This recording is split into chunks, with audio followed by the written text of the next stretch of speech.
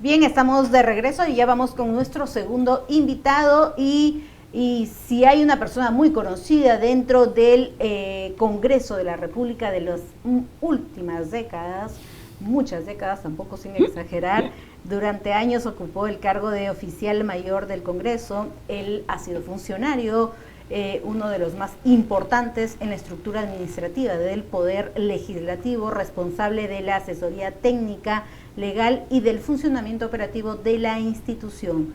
De esa posición que tuvo, fue testigo también de muchas crisis, vacancias presidenciales, enfrentamientos entre poderes políticos, y qué más podemos decir, cuestionamientos y conductas y muchas cosas que no se va a decir en televisión, pero que se sabe. Con ustedes está el ex oficial mayor José Chavasco Piedra, quien va como candidato al Senado por Lima Metropolitano, ¿verdad? Sí, Mayra. Con el número 1. ¿Cómo está? Buenos días. Feliz de estar contigo, Mayra. Muchísimas gracias. Excelente resumen de nuestro Parlamento en los últimos 30 años, por lo menos. 30 años. Sí, yo ingresé en el Parlamento en el año 1980. Ya. Si hablamos del 80 al 2025, ¿cuál es el cambio más impactante que usted ha podido ver? Bueno, el cambio más impactante ha sido pasar de la bicameralidad a la unicameralidad. Durante los años 80 hasta el año 1992, que fue el golpe de Estado del señor Fujimori, el Parlamento nuestro era bicameral. Claro. Y las críticas en ese entonces para el Congreso bicameral eran que era un parlamento paquidérmico, pesado, los procedimientos legislativos eran muy lentos. Y en parte era razón, tenían razón. ¿Por qué? Solo para que la gente sepa, ¿no?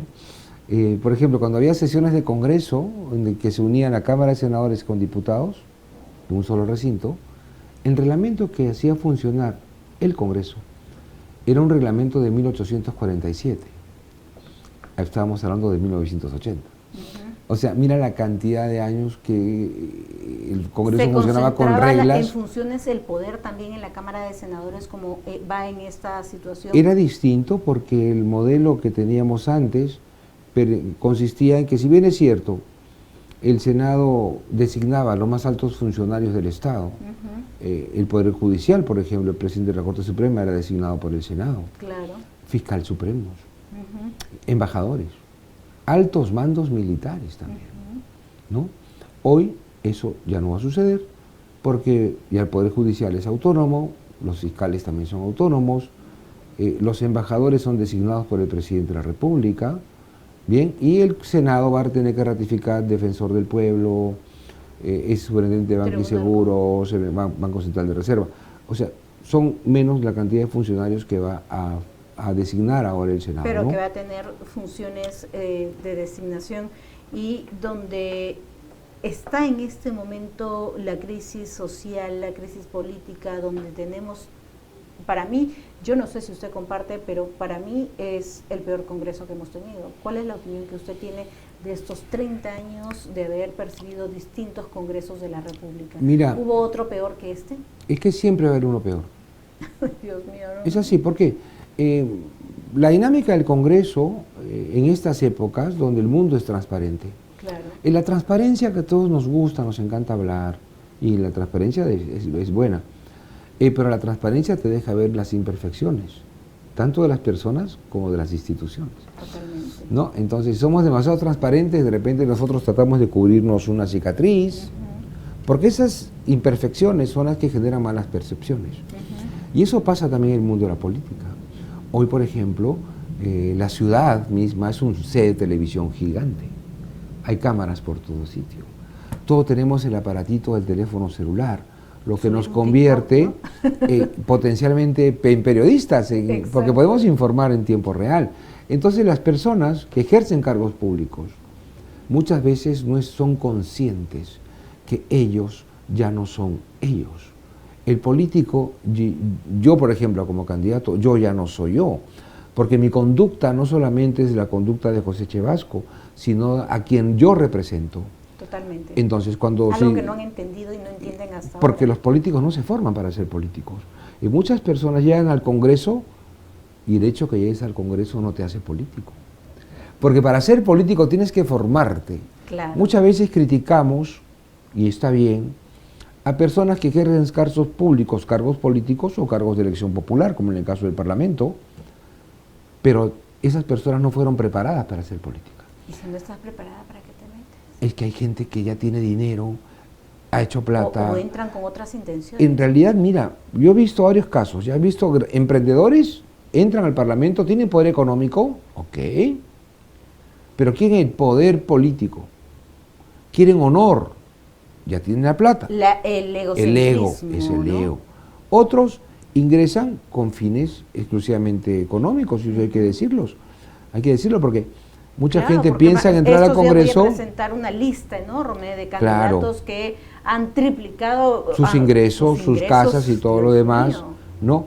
Entonces, hay varios motivos por los cuales la gente entra a la política, pero la política en realidad es una permanente evangelización. Mira, en mi caso...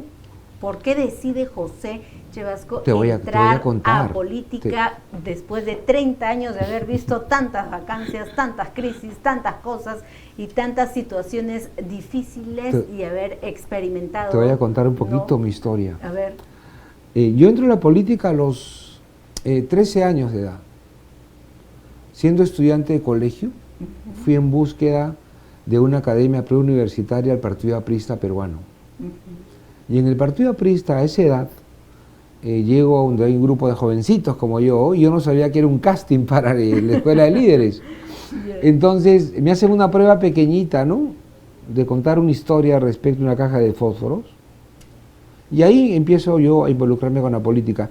Durante los 13, 14, 15 años, yo ya en el Partido Aprista comencé pues a saber del arte de la oratoria, comencé a leer a Marx, a Hegel, a Aya de la Torre, a José Carlos Madriate, a Víctor Andrés Belaunde.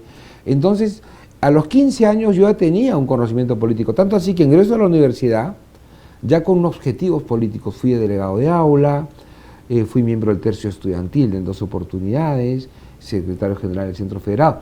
Pero cuando tengo 17 años, ya en mi casa se acabó la plata para pagar la universidad. Y es ahí donde voy al Senado a buscar trabajo, porque mi papá había trabajado en el Senado. Entonces encuentro al oficial mayor de turno, el doctor Vicente Ugarte del Pino, y me dice, ¿tú quién eres? Y yo le cuento, no, y digo, soy José Chevasco. ¿Qué eres de Julio? Bueno, su padre, mi hijo, mi papá.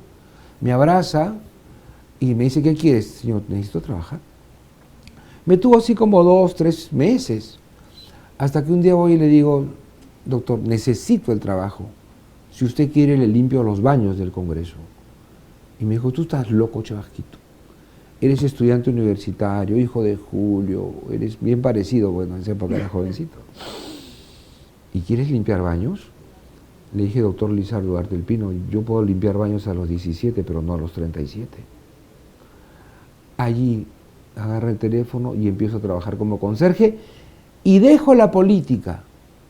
En ese instante yo me comprometí inclusive que si me jalaban en un curso me bote del trabajo, entonces tenía que dedicarme a estudiar y a trabajar. Y en ese instante, ¿me creerás?, yo dije, voy a hacer política después. Es que uno nunca deja la política porque la política es lo que llevamos dentro, es todo la el tiempo. Convicción de poder y ayudar, sino que de diferentes espacios, de diferentes plataformas. Y la hacemos todo el tiempo. Yo hago educación política. En casa hay política. ¿No? En la casa quien gobierna es el papá, no o la mamá, alguien gobierna. Ellos deciden cómo distribuir el ingreso familiar. Claro. Ante las demandas de sus hijos. Papá, quiero un pantalón. Pero usted habla el otro ya quiere de la política en sí, ¿no? Claro, pero en realidad, cuando por ejemplo fui alumno del presidente García en la Escuela de Gobierno, yo tengo una maestría y tuve la suerte de ser su alumno en la primera promoción. Él nos decía justamente que la política está en todo y a veces los jóvenes no entienden, por ejemplo, que las zapatillas importadas que tienen en sus pies es producto de una decisión política. Porque hubo un gobierno que autorizó la importación de bienes. Totalmente. Pero el chico dice, no me gusta la política, cuando ellos están, en este caso, tienen las zapatillas por una decisión Libre política. Mercado, los aranceles, todo es política. Todo es político. Entonces, ¿qué sucede? Decidí hacer política después, y el después llegó hoy. Yo ya tengo 62 años. Ya conozco el monstruo por dentro, como tú bien resumiste al principio, ¿no? Entonces, los negociados que hay entre bancadas y que no sale... Es que la negociación política, ¿qué pasa? Cuando hacen alguien político, y esos chicos quiero que lo entiendan bien, ¿qué nos mueve a nosotros? Nos mueve el interés. Muchas veces cuando yo era jovencito me decía, eres un interesado, y yo me sentía mal porque me decía que era un interesado. Pues en realidad, cuando hay intereses en común, se llegan a los acuerdos políticos. ¿Y qué ha pasado en los últimos 30 años? Volviendo a tu reflexión. En los últimos, por ejemplo, a partir del año 2000, hace 25 años, 26 ya, el Congreso no tiene, el gobierno no tiene mayoría absoluta en el Congreso y tenemos un Congreso fragmentado. Un Congreso, hoy por ejemplo 13 bancadas, donde los parlamentarios, ni bien entraron al Congreso en el año 2021, comenzaron a darle la espalda al voto popular y comenzaron a cambiarse de bancadas. Eso se llama transfugismo. Entonces, un Congreso con 13 bancadas es prácticamente ingobernable. Entonces, ¿qué sucede en estos casos? Para poder llegar a acuerdos hacen negociaciones políticas. La negociación política es parte de la política. Claro, una cosa es una negociación política para el bien común. Correcto. Y otra cosa son pactos mafiosos para efectivamente impunidad y blindarse totalmente, y tener inmunidad totalmente como de acuerdo. Estos últimos que hemos visto. Y eso ¿no? sucede porque el congresista dice, soy electo para 5 años, nadie me va a mover. No. En estas épocas, que hablamos de transparencia, el trabajo político de los parlamentarios es visible ante todo el mundo. Y muchas veces llega el primer año, el segundo año, y la población está cansada de esos congresistas. Totalmente. Muy bien, pero la Constitución no tiene un mecanismo de refresco, sino hasta el 5º año. Entonces, en mis propuestas de campaña, yo estoy proponiendo, valga la redundancia, la renovación por tercios o mitades del Congreso a mitad del periodo. Entonces... Le he escuchado a otro partido, a otro candidato. Y está muy bien, y está muy bien. Eso, porque ahí estaría el candidato verdaderamente siendo fiscalizado por la población. Claro. Es un voto popular. Ahí se vería la verdadera democracia, porque así como te puse, no me respondes. Te saco. Entonces te saco. Te saco. Te saco. Pero mis propuestas, además, están relacionadas con el tema ético. ¿Cuántos casos hemos visto, a ver, de comepollos, ¿Cuántos presidentes robecable? están en la cárcel? Muy bien. ¿Y cuántos más se van a ir? Vamos por partes. La Comisión de Ética yo estoy proponiendo desde hace, no ahora, desde hace años. En este Congreso, antes de que me responda, Sí. Este Congreso, la Comisión de Ética ha sido una burla y Por eso. y una tapadera entre ellos. Yo le para llamo blindarse. lavadora. Totalmente. Porque entra el proceso de la Comisión de Ética, lo lavan y sale el hombre tranquilo. Limpio. Entonces yo estoy proponiendo la desaparición de esa Comisión de Ética y te voy a decir por Muy qué. bien, muy bien. ¿Por qué? En eso sí estoy de acuerdo. Porque mira, antiguamente era más sencillo. Alguien se portaba mal, era público, y el presidente del Senado de la Cámara de Diputados decía, a ver, Periquito de los Palotes se ha portado mal, vamos a designar a 3 personas para que en un plazo de 1 semana nos traigan la propuesta de sanción. Esa designación era en el Pleno del Congreso. Y solo 3 personas se encargaban de investigar en 1 semana los temas de carácter ético y en 7 días teníamos una sanción para los congresistas. Pero yo voy un poco más allá. ¿Por qué? Las sanciones en el Congreso son hasta por 120 días de legislatura. Eso equivale más o menos a 4 meses del año. O sea, un parlamentario puede ser suspendido por 4 meses. Perfecto. Pero el tema es que en esos 4 meses, para empezar, la población se queda sin su representante. Entonces yo estoy sugiriendo que cuando un parlamentario sea sancionado a partir de 30 días de legislatura, ingrese su accesitario, ingrese su suplente a reemplazarlo. De esta manera, el congresista va a decir, caramba, si me porto mal me van a suspender y va a venir mi reemplazo. Y si mi reemplazo lo hace mejor. entonces va a haber un mecanismo de autocontrol, porque él va a saber que si lo suspenden por 30 días, entra su suplente. Es que lo que no han entendido es que el verdadero poder emana del pueblo peruano, no emana de un grupo... El poder se lo da el pueblo a su representante, Claro. pero el Congreso actualmente, el sistema parlamentario que tenemos, no tiene válvulas de escape. ¿Cómo lo define en una sola palabra? A mí me queda poco tiempo, ha pasado volando. Ya el lo tiempo. entiendo, wow. ¿Cómo lo define en una palabra este Congreso actual? Pésimo, pésimo.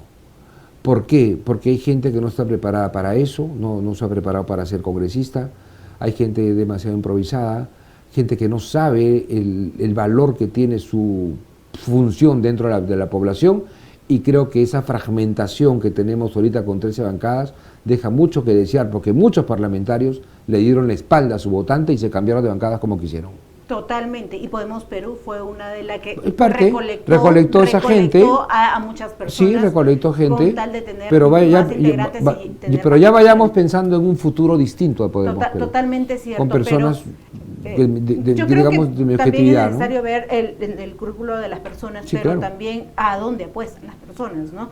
Entonces, dentro de todo esto, ¿por qué con Podemos Perú? Mira, porque yo conozco a Pepe Luna desde el año 80, donde él era empleado del Senado, era asesor. Ya. Y para esta oportunidad, te digo con toda transparencia, todos los partidos con los cuales yo he venido trabajando, que me conocen y sabían que yo quería ser senador, no me invitaron. ¿Ah, sí? No, créeme, no me invitaron. Y Pepe Luna me dice, Pepe, te invito a Podemos como independiente, mantén tu mensaje, mantén tu objetividad, mantén tus propuestas, pero es tiempo que entres al Senado y déjame darte el número 1 para el Senado, para que tengas más posibilidades. Nunca me pidió un sol, nunca me pidió nada, pero mira cómo es la vida. Yo he trabajado con cuántos partidos políticos en el Parlamento, no los quiero nombrar. ¿Y tú quieres que me dijeron, Pepe, ven, postula con nosotros? No, para nada. Wow, eso es sorprendente. ¿Eh? La Lo verdad acabas de que- mencionar es sorprendente, la pero verdad yo que sí. me voy, se me acaba el tiempo, tengo 2 minutos. Ya. Quiero hacerle la pregunta, ¿dónde está el poder en este momento que gobierna el Perú? El Congreso. ¿Estamos en una captura, somos Sí. rehenes del Sí, poder legislativo? Porque la Constitución cuando se hizo, nunca se pensó que el Perú iba a ser como es ahora. Se hizo para personas normales, sistemas normales, pero no como lo que pasa ahora. Por eso que es necesario hasta replantear la manera de elegir al presidente para el futuro. Todo presidente para gobernar necesita mayoría en el Congreso. Es momento de pensar en elegir al presidente en una primera vuelta y en una segunda elegir a los miembros del Congreso. Por eso, necesitamos un Congreso fuerte que controle al gobierno, pero para que el gobierno pueda trabajar, tiene que tener mayoría. Totalmente. Si no, va a ser un permanente enfrentamiento Va a entre ser lo poderes del mismo, Estado. más de lo mismo, ¿no? Más de lo mismo, y tiene 1 minuto o menos de 1 minuto para dirigirse a todos los televidentes, sobre todo de Lima Metropolitana, aunque estamos en todo el Perú, y decirles por qué este 12 de abril tienen que marcar la P de Podemos Perú y escribir el número 1 por José Chevasco como candidato al Senado por Lima Metropolitana. Soy una persona que conozca el funcionamiento del Congreso, sé sus debilidades y sus fortalezas. Tengo propuestas para que ese Congreso esté conectado con la población y la población pueda participar activamente dentro del proceso, tanto legislativo como parlamentario. Sé qué necesitamos reformar, sé qué puntos debemos tocar para que ese Congreso funcione mejor. Tengo una trayectoria de más de 30 años en la vida parlamentaria del Perú. Sé de cómo podemos hacer para que, por ejemplo, los congresistas ya no tengan más privilegios. Eliminaremos el seguro privado de salud. Eliminaremos también el gasto de instalación. Sigan en mis redes sociales y yo les prometo, dada la trayectoria que tengo en el sistema parlamentario del Perú, que haré un buen trabajo y que pueden confiar en mí. Porque Pepe Chevasco sí sabe.